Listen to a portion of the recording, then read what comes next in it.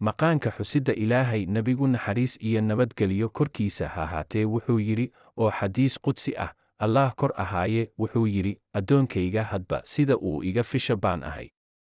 Anigu waa la jiraa markuu i xuso, hadduu igu xuso naftiisa, aniguna sidoo kale waxaa ku xusaa naftayda, hadduu igu xusana jameeco dhexdeeda, waxaan ku xusaa jameeco ka khayr badan mida uu igu xusay. Al-Bukhaari iyo Muslim. Wuxuu kaloo rasuulka nebigu naxariis iyo nabadgelyo korkiisa ha ahaatee Ilaahay yidhi, ma idiin sheegaa camallada aad fashaan waxa ugu fiican oo aad ugu darajo sarreeya Allah agtiisa, camalladaas oo ka sii khayr badan sadaqaysiga dahabka iyo qalinka, idinkana khayr badan.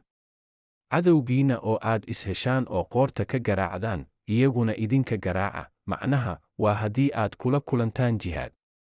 Asxaabtii waxay yidhaahdeen, Rasuul Allow, noo sheeg. Nebigu wuxuu yidhi, waa xusidda Allah. At-Tirmidhi.